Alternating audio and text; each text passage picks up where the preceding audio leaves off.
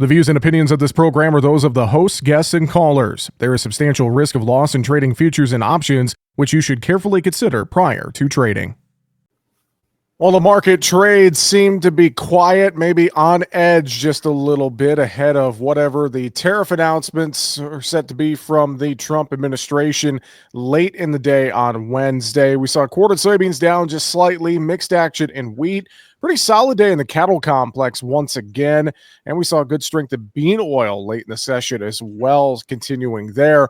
Let's talk about what we're watching in the markets. A lot of news being thrown at the trade here over the last several days, and no doubt will be moving forward. Mike Zuzolo, Global Commodity Analytics, is with us. And Mike, good to catch up with you again, sir. It's no doubt been a busy couple of days and a busy few more days that are going to be ahead of traders and folks who watch the markets, I believe. Yeah, I think you're exactly right, Jesse. And it's nice to get some of the supply side part of the equation down with the USDA acreage and grain stocks reports. And I felt overall those were pretty good numbers. And so at least we're going into the second half of the week and the tariff issue and that demand side having some supportive features, I think. Let's talk about Monday's reports. I'd love your take on this, and we'll take a look at the corn acreage map on the video feed. And, for me, that whisper number that was out there of 95, a little north of that came to fruition, it seemed. I guess when you look at the supply side of this here and looking at corn and soy acreage too and everything, I mean, what stood out to you the most on Monday? As far as acreage numbers go, this map can show very clearly that we lost wheat acres, and it's really amazing that the all wheat plantings of 45.4 million put us at the second lowest since 1919. And so even though the on-farm stocks, I think, were up about 13% from last year for the wheat, I think that was way overshadowed by the acreage number being so short. And you can see this chart or this map shows you the corn and bean planted acreage combined. If you looked at the winter wheat acreage map, you would see that the Dakotas and pretty much almost all the states, including Montana, west of the Mississippi River, really gave up on wheat and decided to go after row crops. And this chart, this map shows that a little bit. But I think this is where you and I think, have talked about the idea that with the corn number, you're right, being 95 plus, it was pretty much baked into the price, baked into the spreads for the most part. But now it's really going to be tough given the current weather pattern that we see a 181 national yield from the Ag Forum numbers. And I think that's where the USDA acreage numbers, the grain stocks on farm numbers, especially for corn, being so much lower than last year at this time. And then the really saturated, heavy, wet weather that we're going to see in some of the key Mississippi, Tennessee, Ohio River valleys here really opens up the door for potential price rallies, if you ask me. Well, let's talk weather before we get to the tariff issue and the other headline news. And you mentioned it. I mean, we are looking at substantial rainfall amounts stretching from essentially Arkansas up through the Ohio River Valley into the eastern Midwest. We're seeing severe weather roll through with some devastating tornadoes already on Wednesday. And I'll throw this out as well. We saw this big shift to those corn acres you mentioned, but I'm seeing some chatter about, Texas, for instance, picking up a lot of corn and sorghum acres, but maybe some growers having to go back to cotton in some areas because of how dry it's been. Or you look up in the northern plains, concern about drought up there with spring wheat and more. Some of these fringe acres for row crops, I would say.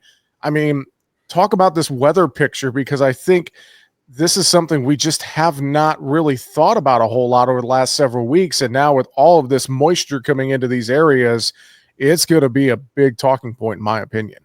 I think so too. And I think you still have South American weather sitting out there as far as a big talking point. And so the next 14 to 20 days for both the United States planting and the second crop corn harvest potential, production potential for center west Brazil, still very much on the table. Some areas of Ukraine, in terms of their soil moisture profiles, some key areas in Ukraine, lowest soil moisture profiles in 7 years. And I think this is where the supply side really is picking up some steam in terms of upside potential. And that demand side is what we're waiting on, as I said. But I think you hit it on the nose. That 95.3 million acreage planted number, if you use that number and then use the rest of the Agricultural Outlook Forum numbers from USDA from February, you're looking at going from a 1.96 billion bushel carryover to a roughly 2.2.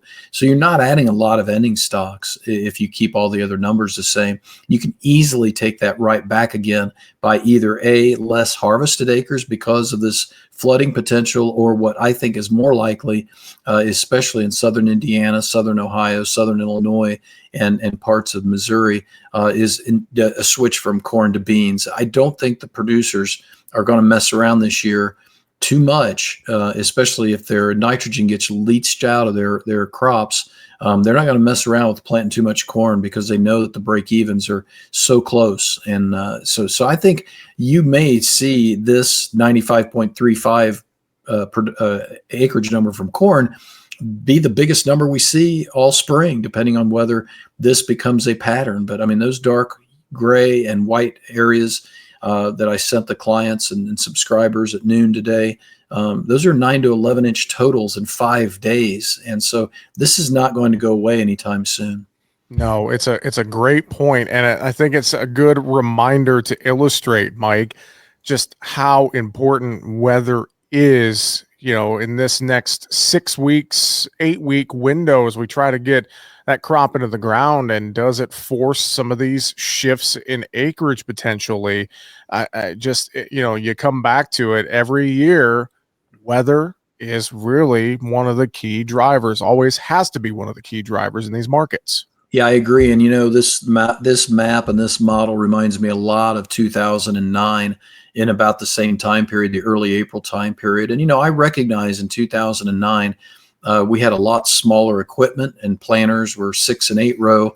We can do a lot faster planting nowadays if it dries out, but that also means that the more that gets planted, the more that can be taken out by these kind of heavy rains. So I think the next 14 to 20 days, they could make or break, I think, the price trend as far as the weather and the supply goes. And to kind of finish up and answer your question as far as what I felt like after those two reports came out, Jesse, is I kind of just felt the same as I've always felt.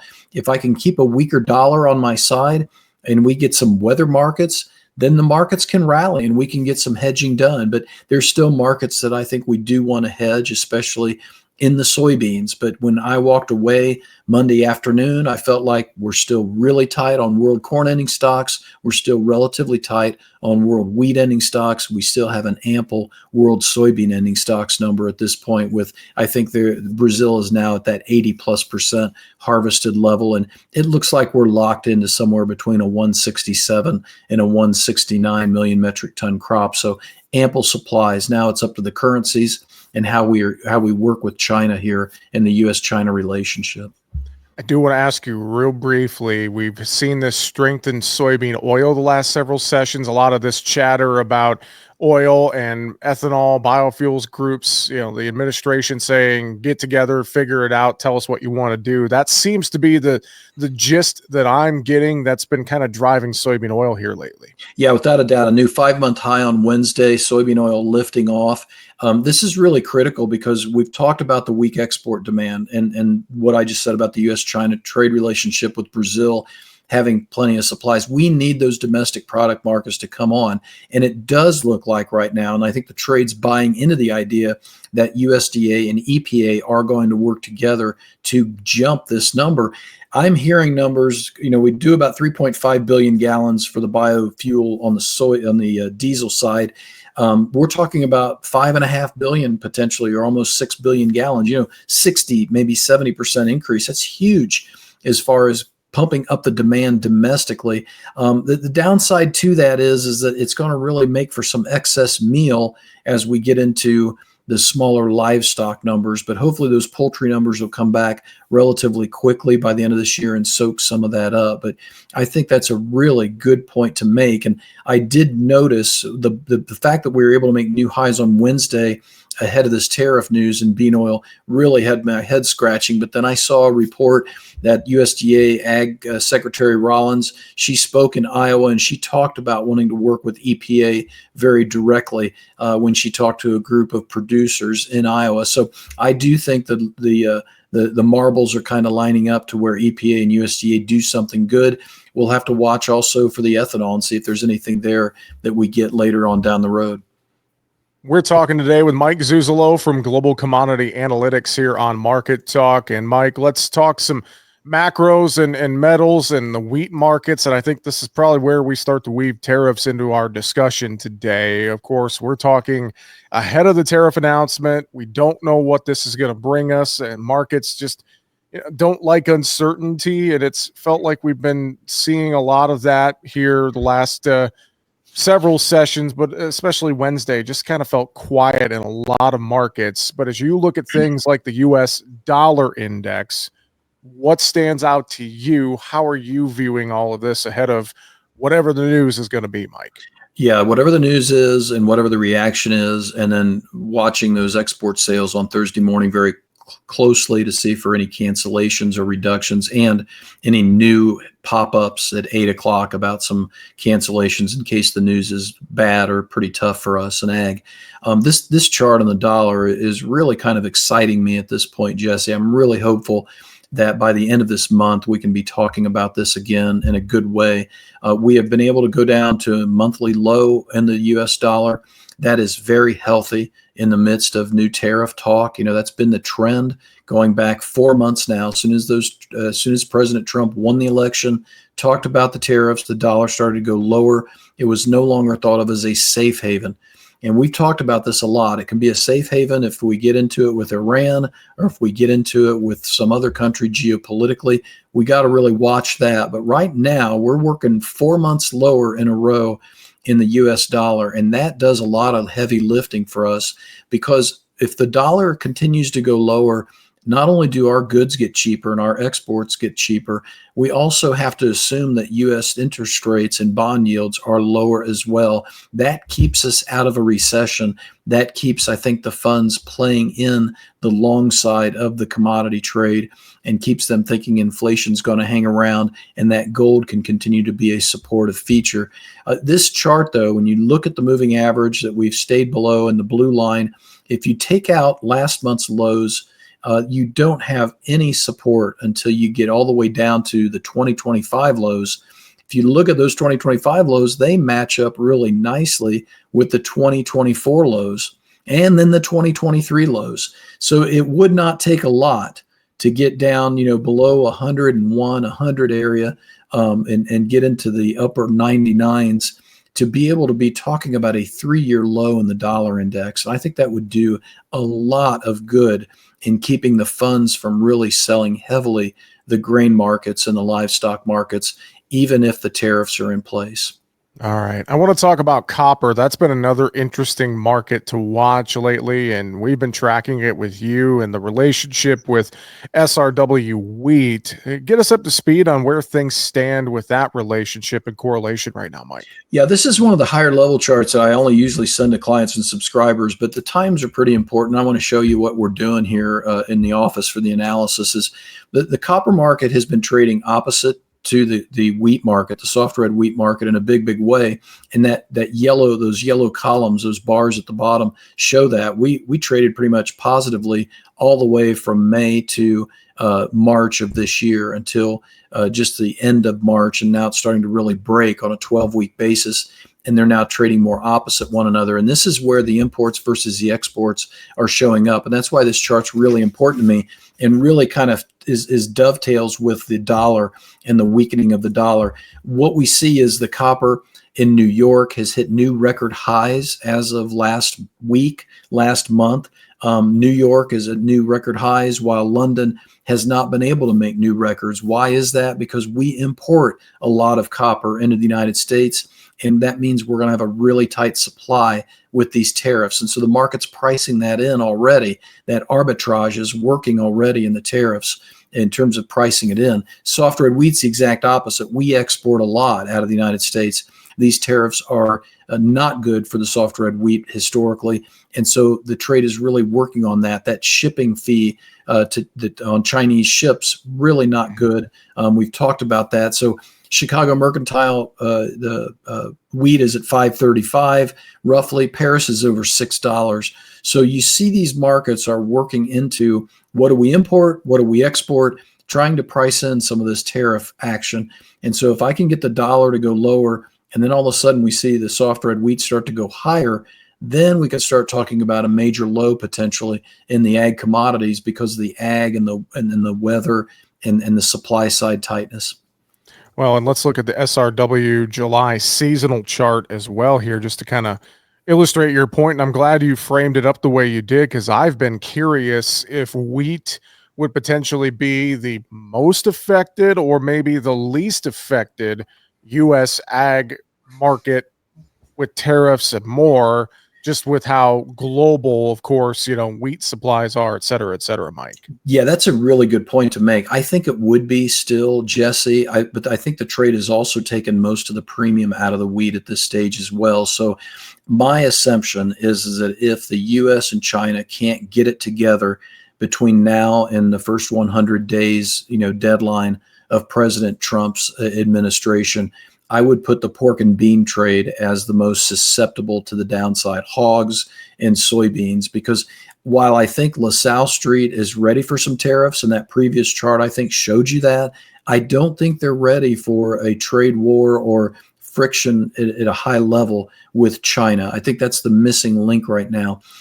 So this chart, you see it seasonally. I've picked years and pulled out years. So these years show we're not only the trend is similar to what we're dealing with in July 2025 wheat futures, but also we're close in price, the physical and actual price.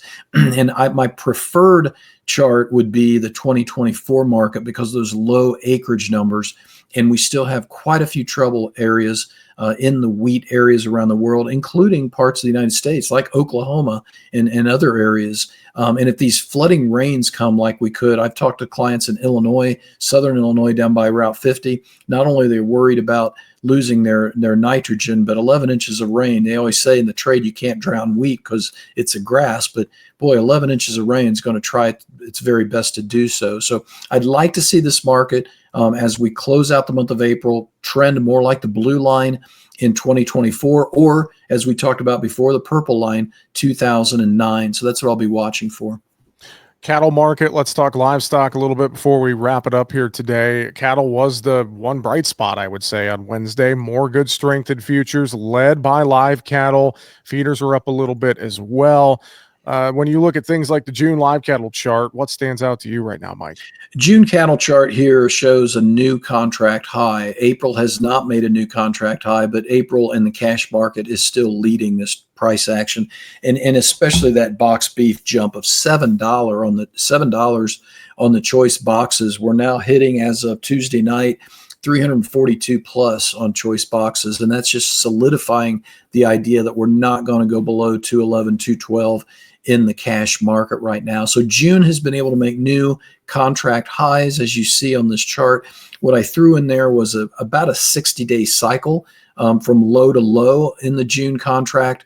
I'm going to do more cycle work here in 2025 with the cattle cycle and the animal supplies being more important as we go forward. So I think the clock is ticking. And, bottom line for me, Jesse, with the Easter seasonal for hogs now and the ham seasonal pretty much peaking and starting to conclude at this point, and with this chart and the cycles, I would suggest that April contract for cattle is still probably a good time period to maybe suggest that the top end of this market could be in by that April going off the board. All right, Mike, final thoughts from you as we close out the show today. We Covered a lot, and as I said at the top, we no doubt have more that's going to be thrown at these markets over the next several sessions. So what do you want folks to take home here today, reiterate to them, and just in general as they're thinking about their marketing and their risk management right now? Well, it would sure do a lot of good if we kept the dollar weaker on Friday and new monthly lows, and we took out the March lows, and then that would then stimulate, I think, the possibility of breaking through some key trend lines. Weekly charts on corn, beans, and wheat look very similar. All three of them having a very stiff and strong long-term downtrending resistance line, Jesse. I'd love to see those violated on a weekly close, and that gives you some maybe blue sky upside. Mike, if folks want to reach out to you for analysis, have a conversation about their marketing, I know they could do that very easily. How can folks get in touch?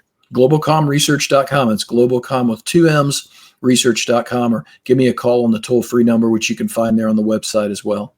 Always appreciate it. Mike Zuzolo, Global Commodity Analytics. Thanks for joining us today, and we will talk to you again next week. Thanks, Jesse. Make sure to subscribe to the Market Talk YouTube channel. You can watch our latest interviews with top market analysts in the country, find bonus content, and much more. It's easy. Just go to youtube.com/@MarketTalkAg and hit the subscribe button. Or you can search for Market Talk Ag on YouTube.